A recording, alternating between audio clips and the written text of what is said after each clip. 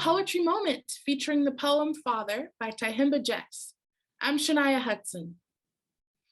Music, especially the blues, is essential to poet Tyehimba Jess. While studying in Chicago, he discovered the blues and he never looked back. Jess explained in an interview on Hoko Palizzo's show, The Writing Life, "I see the blues as being my principal aesthetic. Blues being the ability to bend the note, not break the note. Blues being the ability to bend the form in order to create one's own interpretation." Jess's second book of poetry, Olio, won the Pulitzer Prize in 2017 and focused on the musicians and performers of minstrel shows. His first book, Ledbetter, centers on the blues and folk musician Ledbetter, who wrote and first sang the song Goodnight Irene. The poem, Father, is written in the voice of Ledbetter, born Huddie Ledbetter, a musician who is at the cornerstone of African-American folk music. At age 14, Ledbetter started singing and playing his 12-string guitar on the streets and in dance halls.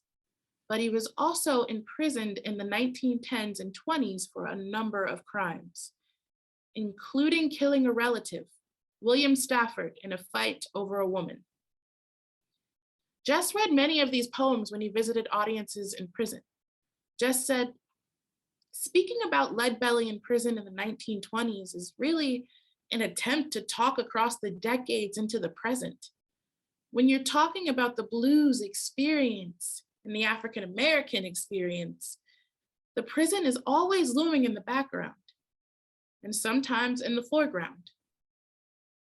In a review of Jess's book, the literary magazine Plowshare said, "Tyehimba Jess, like the subject of his National Poetry Series winning debut, coaxes an astonishingly rich world from the wood and steel scraps of the life he finds before him." And now, Father by Tyehimba Jess. Father. Daddy comes to prison, hands empty of acreage and ownership.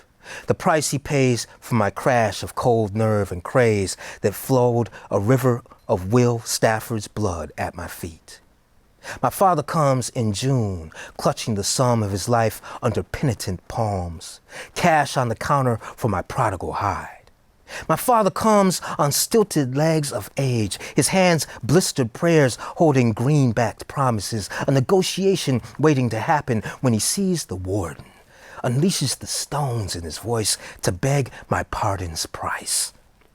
My father comes dying, body of bent birch, whispering all my youth's secrets. His steady climb onto each morning's sun-risen shoulders from our farm's horizon as he cleared each acre of pine to shove cotton's white face from soil through fingers dirty with sharecrop dream. He stands before me, slammed down to this, his stare into the numbers striping across my chest as he tells me how no price can buy my freedom.